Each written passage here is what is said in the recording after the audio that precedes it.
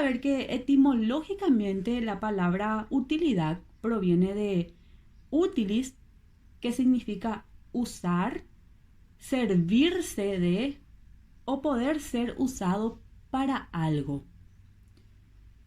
El término utilidad fue introducido por el filósofo británico Jeremy Bentham, o Bentham como algunos lo llaman. Este filósofo declaró que la naturaleza ha colocado a la humanidad bajo el gobierno de dos amos soberanos, que son el dolor y el placer. Para Jeremy Bentham, la utilidad significa que los seres humanos evitan el dolor y buscan el placer o la felicidad.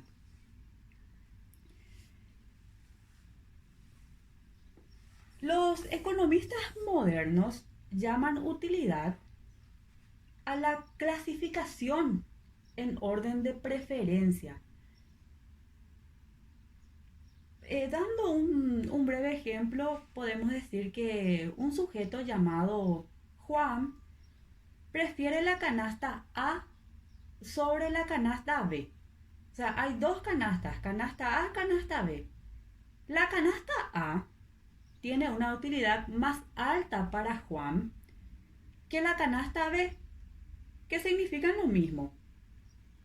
Ambas conducen a la revisión empírica de que si se le ofrece a John una elección entre la canasta A y la canasta B,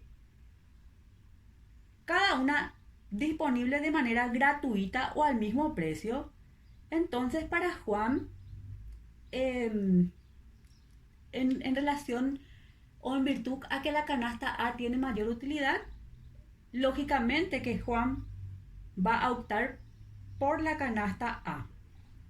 De allí la conclusión a que se arriba es que para los economistas modernos, la utilidad es la variable cuya magnitud relativa indica la dirección de la preferencia.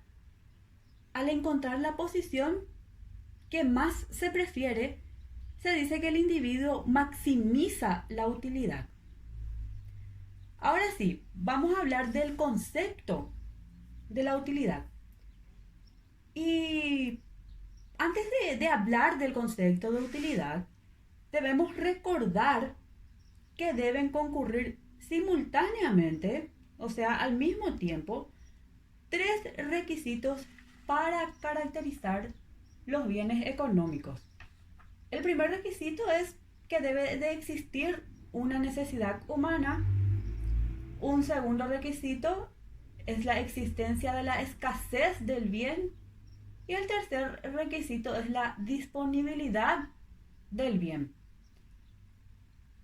La resultante de esos tres elementos mencionados anteriormente constituyen la utilidad económica, que puede por lo tanto considerarse como el carácter esencial de los bienes económicos. En conclusión, podemos definir a la utilidad como la actitud que atribuimos a los bienes de servir como medios de satisfacción, ya sea directa o indirectamente, de una o de varias necesidades, atendiendo a la calidad y a la cantidad de ellos, así como a la importancia del destino que se les asigne a cada bien. En forma más simple, podemos decir que la utilidad es la importancia que determinadas cantidades de bienes revisten para el individuo en orden a la satisfacción de sus necesidades.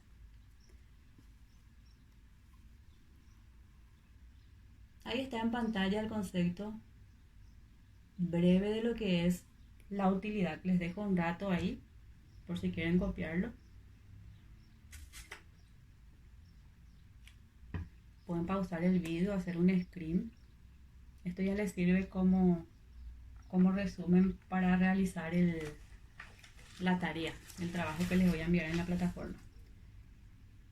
Bueno, Continuando con el tema, para seguir abordando esta unidad número 4, nuestro programa de estudio pide hablar de la teoría de la escasez y la abundancia de bienes.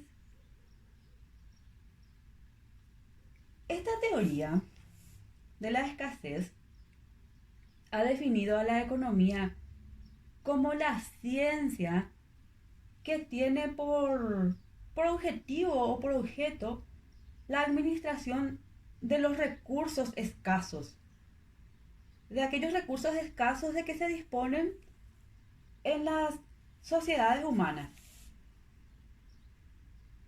En el sentido de que si no hubiese escasez y no hubiese necesidades de repartir los bienes entre los hombres, tampoco existirían sistemas económicos ni economía. Es decir, fundamentalmente para esta teoría de la escasez, la economía es el estudio de la escasez y de los problemas que de ellas se derivan. Básicamente es eso, así de simple y sencillo. Ahora vamos a hablar del siguiente punto del contenido programático de esta unidad número 4, que hace referencia a la cantidad y a la calidad de los bienes. Al enfocar la teoría de la utilidad en la teoría o en la literatura económica, es frecuente encontrar la posición que asume el hombre a través de sus actos en la utilización que hace de los bienes como medios satisfactores de necesidad. Se parte así de dos premisas. La primera premisa es la que se enuncia de la siguiente manera. Cuando la calidad de los bienes son diferentes, pero constante el destino que se les da. En este caso, se trata de averiguar el grado de utilidad de esos bienes como medios satisfactores de necesidades. En primer lugar, puede suceder que yo estoy fatigado, estoy cansada, estoy agotada y elijo una cama o una hamaca. Tengo dos opciones, una cama o una hamaca para satisfacer mi necesidad de descanso, dado que estoy fatigada, necesito descansar. Y para ese efecto, consideraré como bien menos útil aquel que es más inadecuado para el fin propuesto. O sea, yo necesito descansar y si me dan dos opciones entre una hamaca y una cama, la cama es más cómoda, entonces voy a optar lógicamente por la cama. En segundo lugar, si los bienes satisfacientes y mi necesidad se corresponden cualitativamente, pero difieren en cantidad, el bien menos útil será aquel que más difiera respecto de la cantidad. Por ejemplo, la comida dividida en 3 porciones, donde desecho la más pequeña por ser menos apta y menos útil para saciar mi hambre. Y en tercer lugar, para finalizar con esta primera premisa, tenemos que cuando de una provisión de bienes diferentes entre sí, como medios de satisfacción, tanto por su calidad como por su cantidad, el menos útil entre ellos será aquel bien que tanto en calidad como en cantidad sea el menos apto para satisfacer mi necesidad. Ahora, el segundo enunciado con respecto a la cantidad y calidad de los bienes es la que se resume de la siguiente manera. Cuando la cantidad y la calidad de los bienes son constantes, pero diferentes al destino que se les asigna. En esta circunstancia, la actitud del que usa los bienes consistirá en definir las utilidades de los mismos, aplicados en razón directa a la importancia relativa de la necesidad que procura satisfacer. Por ejemplo, imaginemos la cantidad de agua de que puedo disponer diariamente, distribuida en una serie de cubos o de baldes, así le llamamos nosotros, numerados, ciertos baldes numerados colocados en un estante. El balde número 1 tiene para mí importancia máxima, dado que está destinado a apagar mi sed. El balde número 2 tiene gran utilidad, aunque menor, dado que lo necesito para ponerlo en mi puchero, en una comida. El balde número 3 ha de servir para mi aseo personal. El balde con agua número 4 es para que, qué sé yo, beba mi perrito. El balde con agua número 5 sería para, de repente, para regar mis plantas. El siguiente balde con agua, que sería el número 6, me sirve para limpiar mi piso. Y el número 7 de nada me servirá. Así que no me tomaré el trabajo de sacarlo del pozo o del grifo, juntarlo para poder tenerlo también en el estante. En conclusión, no puede decirse de los referidos cubos de agua que son útiles o inútiles, sino que representan toda una escala de utilidad, de utilidad menguante. El trabajo de sacar, de utilidad menguante, sacarlo del pozo, y tiene una utilidad desde lo infinito hasta cero. Se parte del supuesto, el supuesto A, que el bien, al poseer una calidad idéntica, satisface sin embargo varias necesidades diferentes. El segundo supuesto, que sería el B, que esas necesidades pueden, sin embargo, satisfacerse con una cantidad igual del bien considerado. En nuestro caso, el agua. El agua es el bien. Y que el primer vaso servirá para apagar la sed y sucesivamente el último será nulo o de escasa utilidad, como habíamos expuesto en el ejemplo.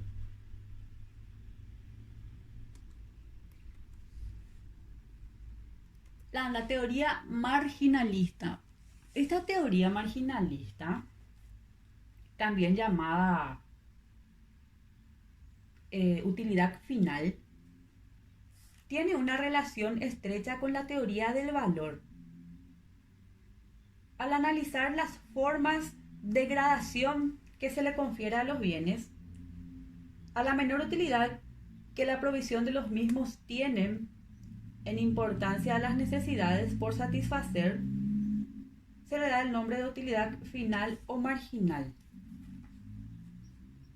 La unidad menor o de menor utilidad mide la utilidad de todas las demás, porque con ella se evalúa la importancia del grado de necesidad.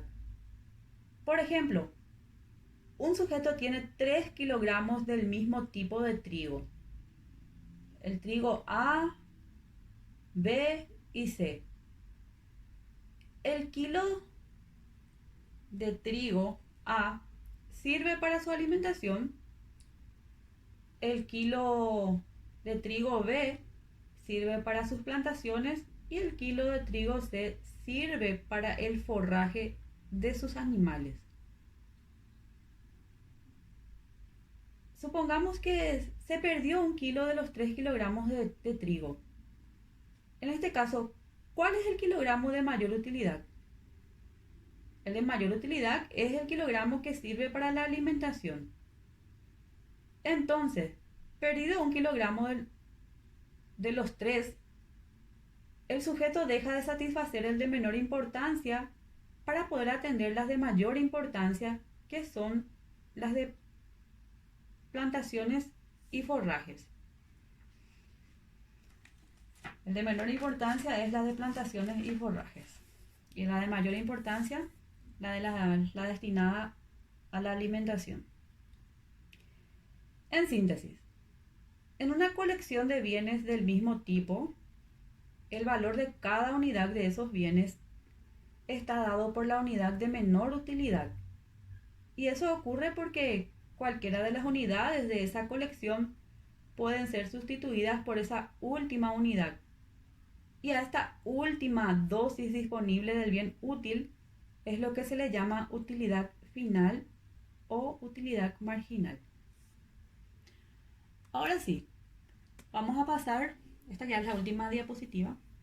Ustedes saben que nuestras unidades son bastante cortas y creo que también bastante fáciles. Si no están entendiendo algo, como les digo, como ya les dije y reitero nuevamente, no duden en preguntarme.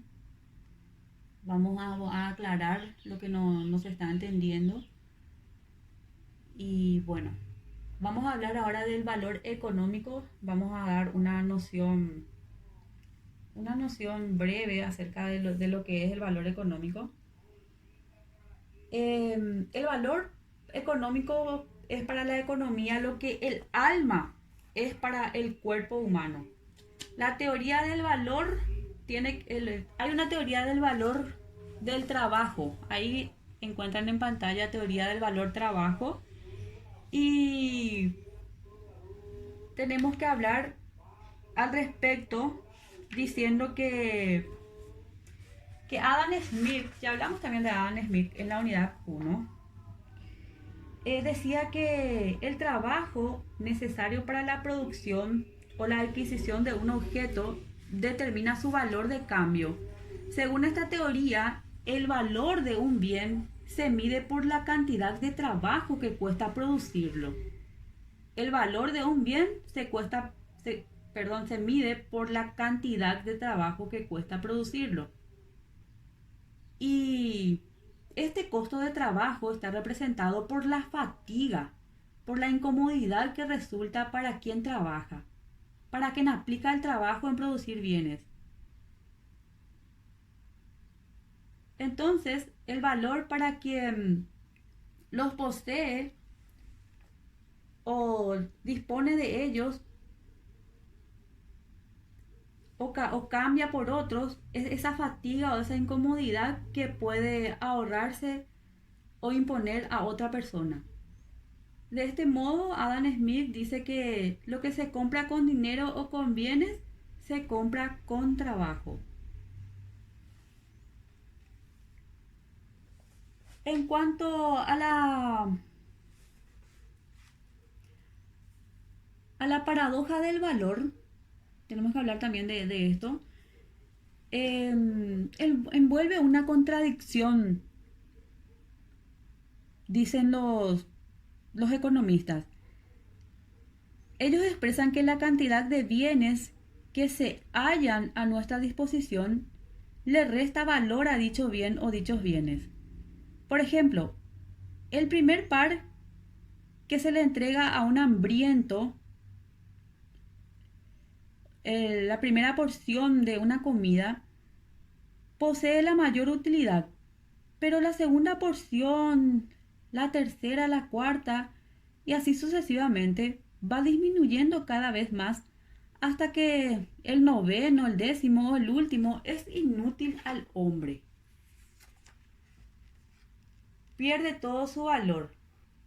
Claro, porque ya se encargó entre la primera porción y la segunda, ya cumplieron con la satisfacción de esa necesidad, que cuál era saciar el hambre o paliar el hambre de ese mendigo, de ese hambriento. Consecuentemente, la medida del valor está en relación con el grado de utilidad de los bienes. Eso es lo que expresa esta teoría.